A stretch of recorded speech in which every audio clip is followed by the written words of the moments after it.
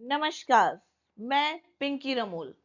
जैसा कि मैंने आपको बताया था कि 23 जुलाई को बजट पेश होने वाला है, तो बजट को ध्यान में रखते हुए मैं फिर से आपके समक्ष आई हूँ बजट से संबंधित कुछ नए तथ्यों के साथ। बजट परंपराएं और उनमें परिवर्तन, budget traditions and changes thereto. हम बजट पर एक सीरीज बना रहे हैं। पिछले वीडियो में हमने जाना कि बजट में किस विशेष भाषा का उपयोग किया जाता है। हमने उस जार्गन यानी शब्द जाल को समझने की कोशिश की। उस वीडियो का लिंक डिस्क्रिप्शन में दिया गया है। इस वीडियो में हम जानेंगे विभिन्न बजट परंपराएं और समय समय पर उनमें किए गए विभिन्न परिवर्तन। बजट प्रस्तुति की परंपरा में कई दिलचस्प कहानियां हैं।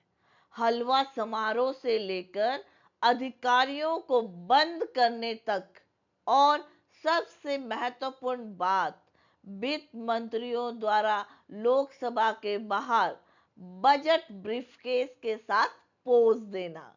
यद्यपि भारत के केंद्रीय बजट की अनेक परंपराएं अब भी वैसी ही है, फिर भी इसके कुछ रीति रिवाजों में व्यापक परिवर्तन आ गया है। ये कहानियां आगामी बजट के बारे में आप में जागरूकता बढ़ाने का काम करेगी और आपका ध्यान राजकोषीय नीतियों, आवंटन और आगामी वित्त वर्ष के लिए सरकार की प्राथमिकताओं के बारे में चर्चा की ओर आकर्षित करेगी। यह आपकी यूपीएससी की तैयारी, विशेषकर मेंस परीक्षा के लिए अत्यंत महत्वपूर्ण है। हमारा उद्देश्य है कि आप 23 जुलाई 2024 का भाषण लाइव देखते हुए ना केवल उसे समझ पाए, बल्कि उसे पूरा एंजॉय भी कर सके। वीडियो शुरू करने से पहले मैं आपसे कहना चाहूंगी, यदि आपको मेरा काम अच्छा लगता है तो प्लीज मेरे चैनल को सब्सक्राइब जरूर करें।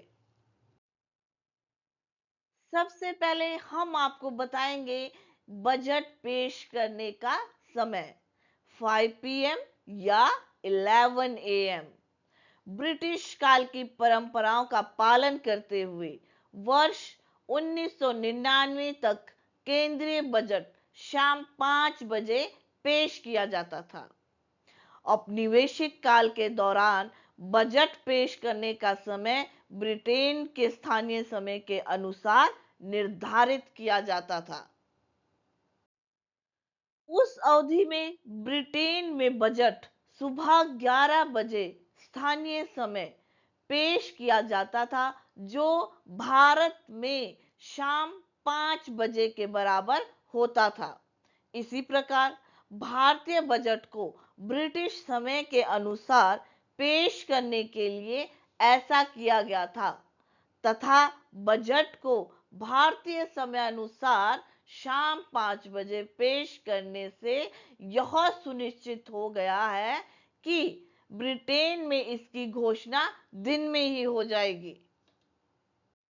स्वतंत्रता के कई दशकों बाद भी इस परंपरा को नहीं बदला गया। केंद्रीय बजट शाम 5 बजे ही पेश किया जाता रहा। वर्ष 1999 में अटल बिहारी वाजपेयी के नेतृत्व वाली एनडीए सरकार में वित्त मंत्री रहे यशवंत सिन्हा ने प्रस्ताव दिया कि केंद्रीय बजट सुबह 11 बजे पेश किया जाना चाहिए। इस बदलाव के पीछे तर्क यह था कि संख्याओं के अधिक गहन विश्लेषण के लिए पर्याप्त समय दिया जाए, जिससे अधिक सूचित बहस और चर्चा हो सके। अनुमोदन के बाद यशवंत सिन्हा 27 फरवरी 1999 को स्वतंत्र भारत के इतिहास में सुबह 11 बजे केंद्रीय बजट पेश करने वाले पहले वित्त मंत्री बने। तब से केंद्रीय बजट हर साल सुबह 11 बजे पेश किया जाता है। बजट पेश करने की तिथि वर्ष 2017 से पहले हर साल फरवरी के अंत में बजट पेश किया जाता था। हालांकि आजादी के बाद भारत का पहला बजट भारत के पहले वित्त मंत्री आर के शानमुखम चेट्टी ने 26 नवंबर 1947 को पेश किया था। इस अपवाद को छोड़कर औपनिवेशिक युग की परंपरा के अनुसार भारत में बजट फरवरी के अंतिम कार्य दिवस को पेश किया जाता रहा है।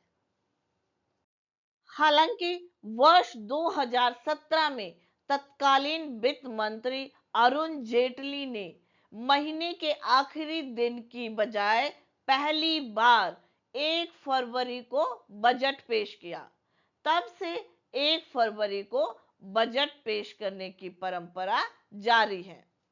उन्होंने कथित तौर पर कहा कि ऐसा ब्रिटिश शासन के तहत औपनिवेशिक काल के दौरान अपनाई गई वर्षों पुरानी प्रथा को खत्म करने के लिए किया गया था, जो 1860 के दशक से चली आ रही थी। इस औपनिवेशिक युग की परंपरा से छुटकारा पाने के अलावा इस बदलाव के पीछे एक खास वजह भी थी।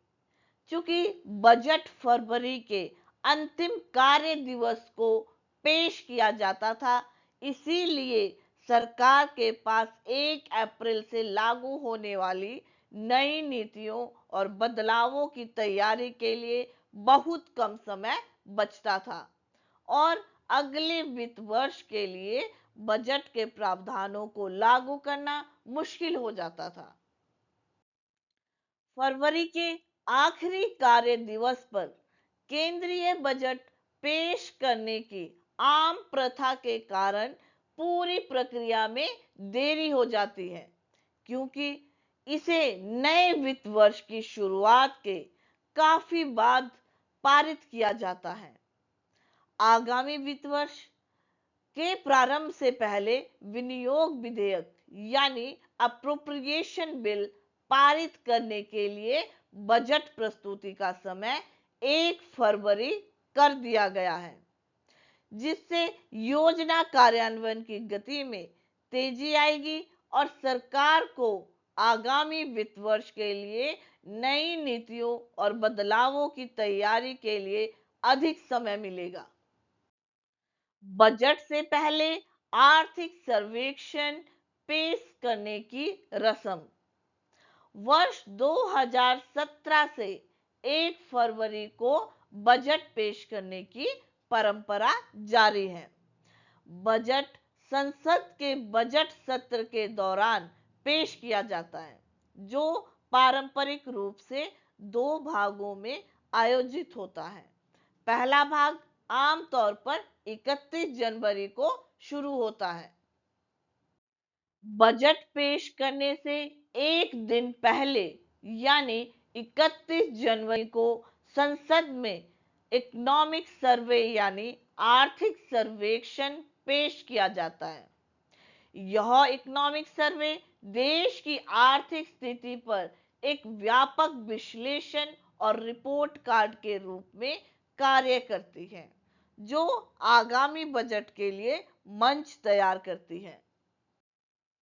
भारत का पहला आर्थिक सर्वेक्षण 1950-51 में केंद्रीय बजट के एक भाग के रूप में प्रस्तुत किया गया था। हालांकि 1964 से आर्थिक सर्वेक्षण को बजट प्रस्तुति से अलग कर दिया गया है।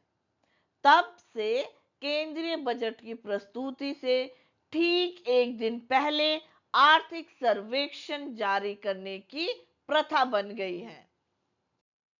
भारत का आर्थिक सर्वेक्षण एक प्रमुख दस्तावेज है, जो अनिवार्य रूप से पिछले वित्त वर्ष में देश की अर्थव्यवस्था के विकास की समीक्षा करता है, सरकार के प्रमुख विकास कार्यों के प्रदर्शन का सारांश प्रस्तुत करता है, सरकार की नीतिगत पहलों पर प्रकाश डालता है और अल्पावधि से मध्यम अवधि में भारतीय अर्थव्यवस्था की संभावना का एक दृष्टिकोण प्रदान करता है। भारत का आर्थिक सर्वेक्षण बहुत महत्वपूर्ण है क्योंकि यह सरकार को कृषि, सेवा, उद्योग, सार्वजनिक वित्त और बुनियादी ढांचे जैसे विभिन्न क्षेत्रों के प्रदर्शन का विश्लेषण करने में मदद करता है। यह आने वाले वर्ष के लिए आर्थिक रणनीति तैयार करने में उपयोगी है। आर्थिक सर्वेक्षण नीति निर्माताओं को आर्थिक विकास में आने वाली प्रमुख बाधाओं की पहचान करने में भी सहायता करता है। बजट की भाषा 1955 तक केंद्रीय बजट सिर्फ अंग्रेजी में ही पेश किया जाता था। आजाद भारत में भी 1947 से 1955 तक केंद्रीय बजट सिर्फ अंग्रेजी में ही प्रकाशित होता था, लेकिन 1955-56 में भारत ने ब्रिटिश राज के दौर की परंपराओं को तोड़ते हुए इसे हिंदी में भी प्रकाशित करना शुरू कर दिया। उस समय देश के वित्त मंत्री सी.डी. देशमुख थे। रेल बजट का आम बजट में विलय वर्ष 1924 से 2016 तक रेल बजट और आम बजट अलग-अलग पेश किए जाते थे। एक वर्ग समिति की सिफारिशों के बाद 1924 में रेलवे वित्त को सामान्य वित्त से अलग कर दिया गया था।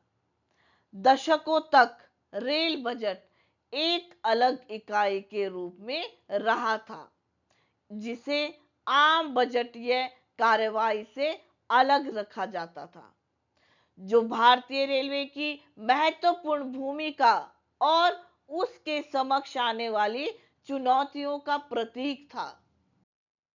लेकिन वर्ष 2017 में रेल बजट को आम बजट में मिला दिया गया। तत्कालीन वित्त मंत्री अरुण जेटली ने 1 फरवरी 2017 को स्वतंत्र भारत का पहला संयुक्त बजट पेश किया।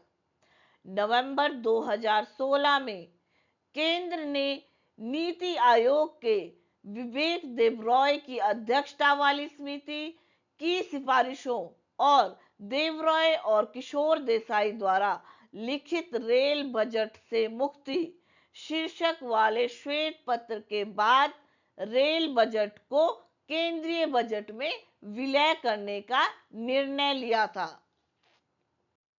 रेल बजट को केंद्रीय बजट के साथ एकीकृत करने का निर्णय रेलवे नीतियों को व्यापक आर्थिक रणनीतियों के साथ समन्वयित करने के लिए लिया गया था।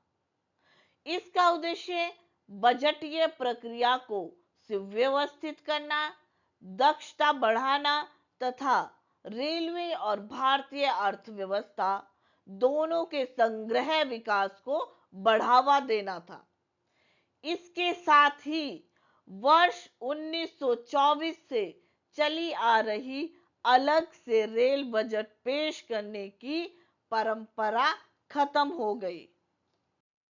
हलवा सेरेमनी यानी हलवा समारोह केंद्रीय बजट निर्माण के अंतिम चरण को चिन्हित करने के लिए सरकार हलवा समारोह मनाती है। केंद्रीय बजट दस्तावेज की छपाई शुरू होने से पहले वित्त मंत्रालय में हलवा समारोह नामक एक अनुष्ठान होता है। यह समारोह आमतौर पर संसद के बजट सत्र के आरंभ होने से कुछ दिन पहले, लगभग 9 से 10 दिन पहले होता है। हलवा तैयार किया जाता है और बजट बनाने की प्रक्रिया में शामिल सभी लोगों को परोसा जाता है, जो लॉक इन अवधि की शुरुआत का संकेत देता है, जब लीक को रोकने के लिए अधिकारी को अलग रखा जाता है। गोपनीयता सुनिश्चित करने के लिए बजट बनाने की प्रक्रिया में शामिल अधिकारी एकांतवास की अवधि में चले जाते हैं। नॉर्थ ब्लॉक में स्थित बजट प्रेस इन अधिकारियों और कर्मचारियों के लिए तब तक निवास का काम करता है जब तक कि केंद्रीय वित्त मंत्री आधिकारिक रूप से बजट पेश नहीं कर देता। हलवा समारोह भारतीय संस्कृति और परंपरा में गहराई से निहित है। मिठाई तैयार करना और उसे बांटना कई भारतीय समारोह और त्योहारों में सांस्कृतिक महत्व रखता है। इस अनुष्ठान को इस दायरे में शामिल करके यह समारोह परंपरा और आधुनिक शासन प्रथाओं के बीच की एक खाई को पाटता है। हलवा समारोह भले ही सरकारी संस्थाओं का आंतरिक मामला लगता हो, लेकिन यह आगामी बजट के बारे में लोगों में जागरूकता बढ़ाने का भी काम करता है। यह कार्यक्रम अक्सर मीडिया का ध्यान आकर्षित करता है, जिससे राजकोषीय नीतियों, आवंटन और आगामी वित्तीय वर्ष के लिए सरकार की प्राथमिकताओं के बारे में चर्चा होती है। संसद के सामने बजट ब्रीफकेस या बैग के साथ पोज देने की परंपरा। बजट के दिन भारत के वित्त मंत्री संसद के बाहर बजट ब्रीफकेस या बैग के साथ पोज देते हैं। ब्रिटेन में चांसलर ऑफ एक्सचेंजर बजट भाषण से पहले 11 डाउनिंग स्ट्रीट के सामने अपने सूटकेस के साथ पोज देते हैं। भारत में बजट भाषण से पहले बैग दिखाने की परंपरा तब शुरू हुई जब 26 नवंबर 1947 को तत्कालीन वित्त मंत्री आर के शानमुखम चेट्टी ने स्वतंत्र भारत का पहला बजट पेश किया।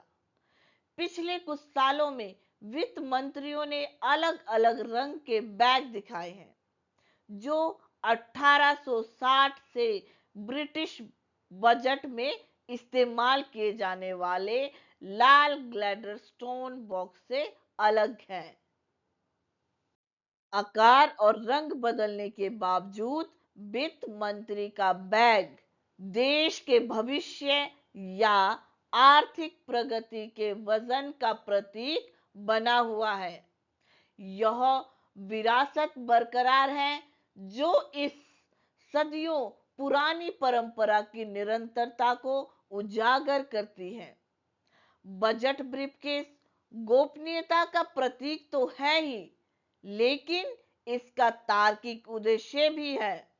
बजट भाषण के कागजात ले जाने के लिए बजट ब्रीफकेस में गुप्त वित्तीय दस्तावेज होते हैं, जो देश की अर्थव्यवस्था के अगले कदम को तय करने वाले होते हैं। बजट ब्रीफकेस बजट ब्रीफकेस से बही खाता और फिर टैबलेट। जानिए कैसे कैसे बदला बजट प्रेजेंटेशन। बजट ब्रीफकेस की ब्रिटिश परंपरा। बजट को चमड़े के ब्रीफकेस में लाने की परंपरा ब्रिटेन से शुरू हुई। 1860 में ब्रिटेन के chancellor of the exchanger chief William Edward Gladstone financial papers के बंडल को लेदर ब्रीफकेस में लेकर आए थे। उनके भाषण अपनी असाधारण लंबाई के लिए प्रसिद्ध थे, जिससे उनके प्रस्तुतियों के लिए आवश्यक व्यापक कागजात ले जाने के लिए ब्रीफकेस की आवश्यकता हुई।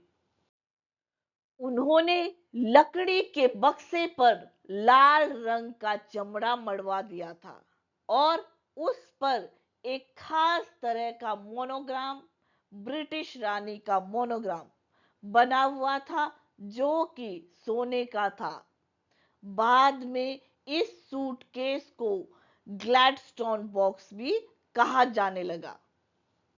तभी से यह परंपरा शुरू हो गई। इस बॉक्स को पीढ़ी दर पीढ़ी सौंपा जाता रहा।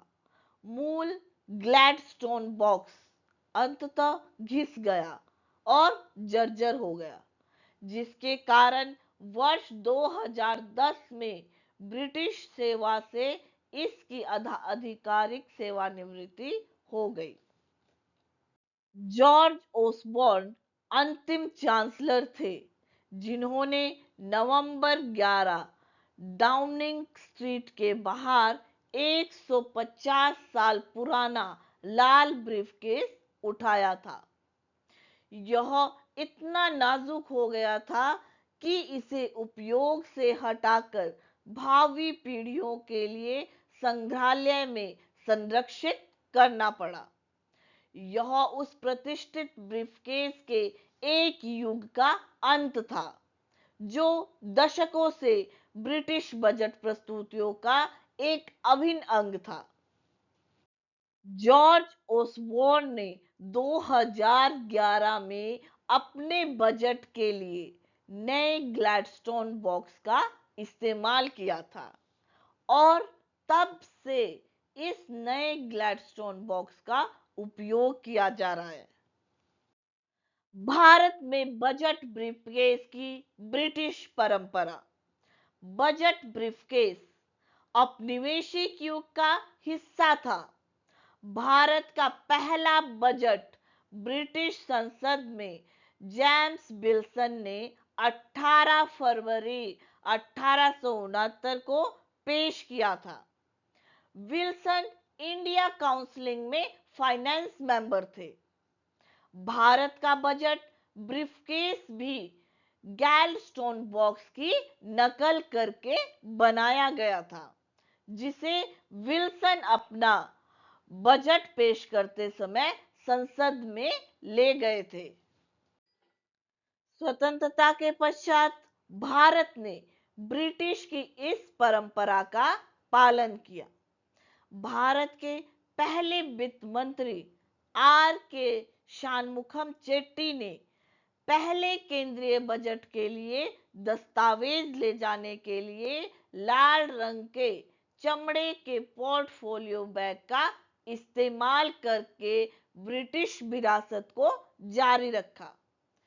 1958 में देश के प्रधानमंत्री पंडित जवाहरलाल नेहरू ने लाल रंग की बजाय काले रंग के ब्रीफकेस में बजट को पेश किया।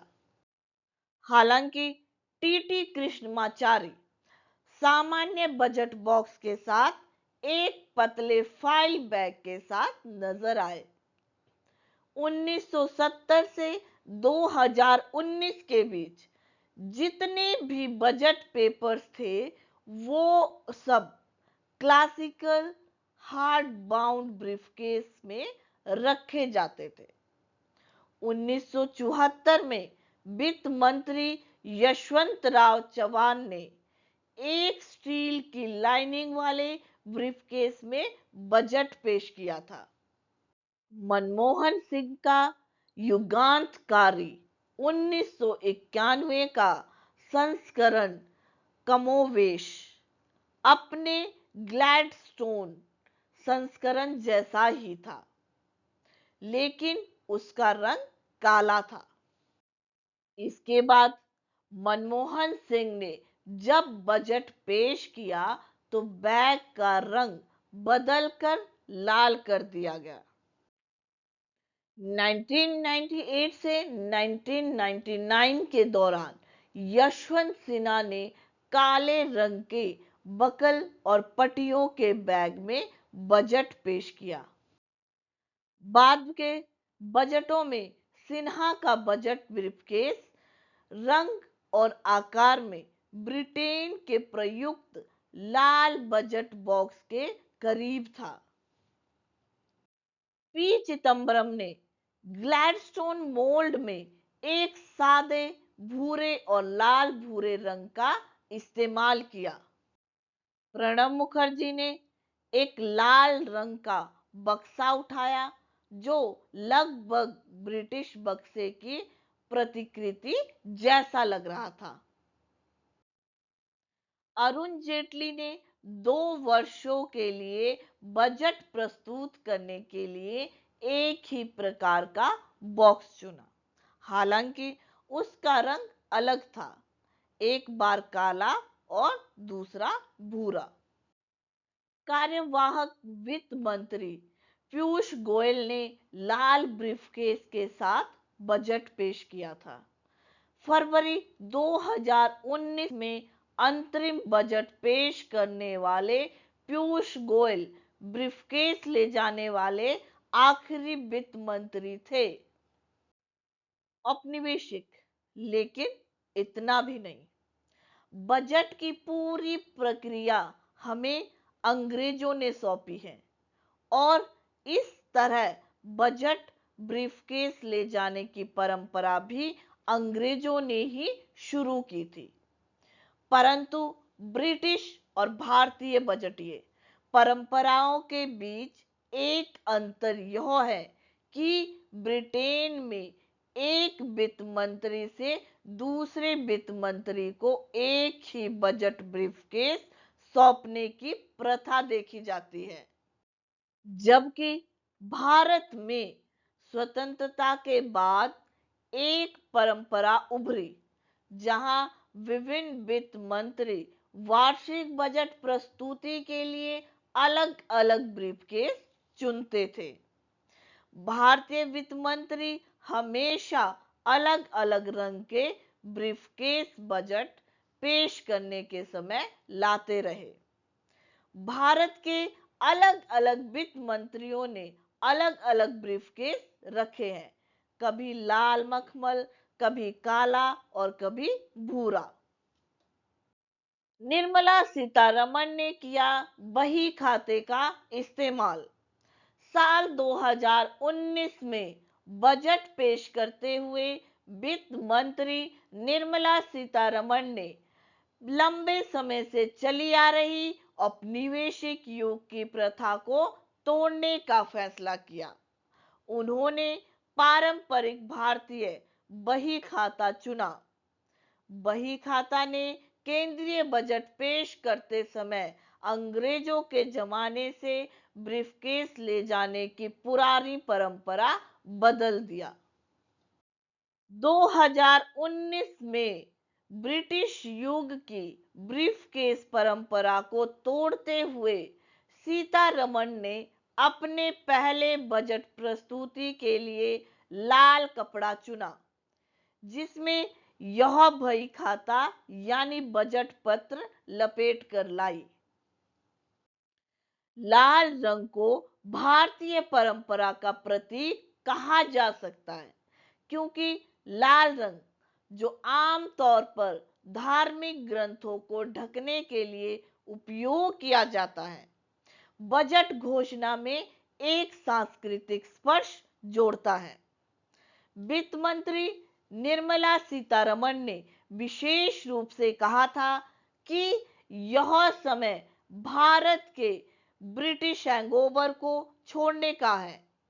उन्होंने यह भी कहा था कि ब्रीफकेस की तुलना में बही खाता ले जाना आसान था। इस कदम ने औपनिवेशिक अतीत को मिटाकर नया इतिहास रचा। बही खाता खातों का एक पारंपरिक बही खाता वार्षिक बजटीय अभ्यास में एक विशिष्ट भारतीय संबंध जोड़ता है।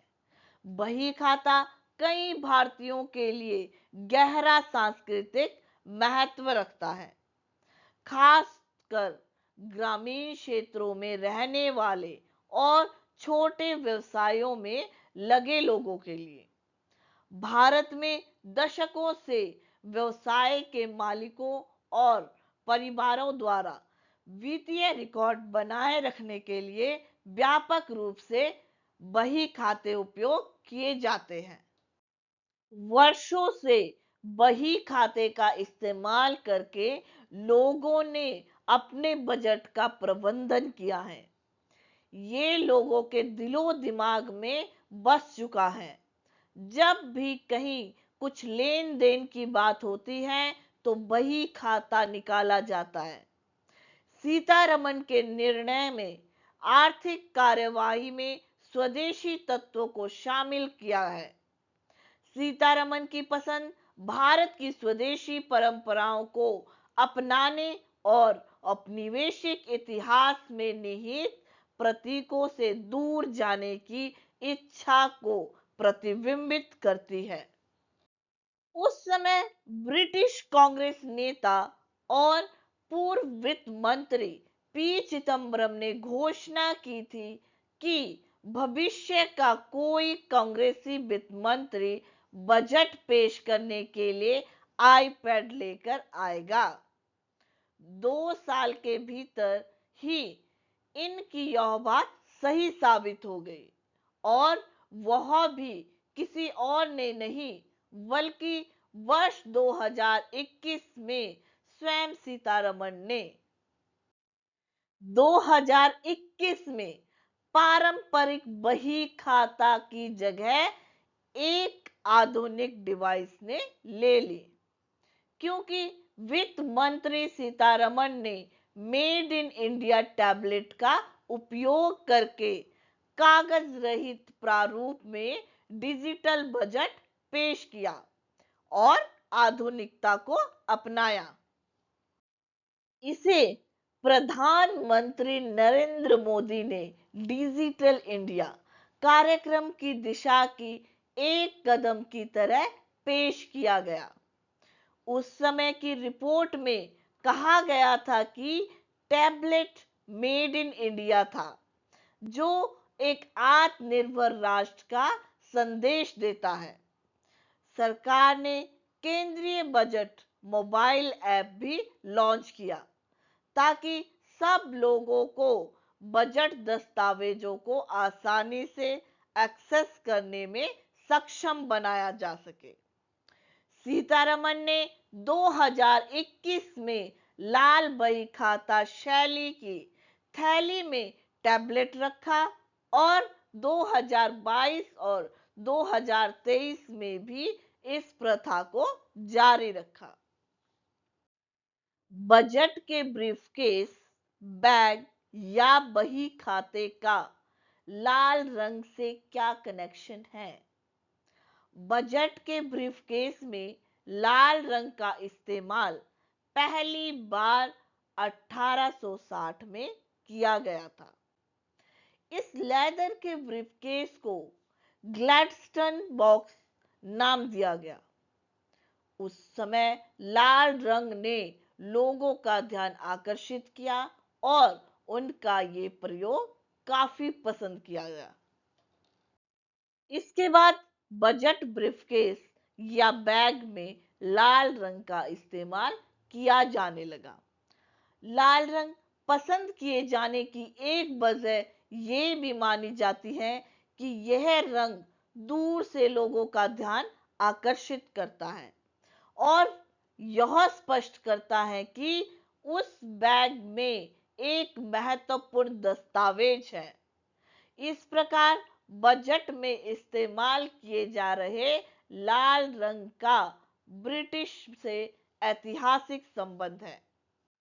भारत में बजट के दस्तावेज रखने वाले ब्रीफकेस को लेकर समय समय पर कई तरह के प्रयोग किए जाते रहे हैं। ये ब्रीफकेस से बैग और बैग से बही खाते में तब्दील हुआ। कई बार इसके डिजाइन और रंग को लेकर भी प्रयोग किए गए, लेकिन ज्यादातर बजट के बैग का रंग लाल ही रहा है। भारतीय परंपरा में लाल रंग शुभ माना जाता है। धार्मिक ग्रंथों को ढकने के लिए इसका इस्तेमाल किया जाता है। कई धार्मिक निमंत्रण लाल रंग के होते हैं, जबकि प्रार्थना के लिए इस्तेमाल किए जाने वाले शुभ धागे भी इसी रंग के होते हैं। तो दोस्तों, मेरा ये वीडियो यही समाप्त होता है। यदि आपको ये बजट सीरीज पसंद आई हो तो मेरे इस चैनल को पिंकी रमोल स्टडी यूपीएससी को लाइक शेयर सब्सक्राइब जरूर करें। धन्यवाद।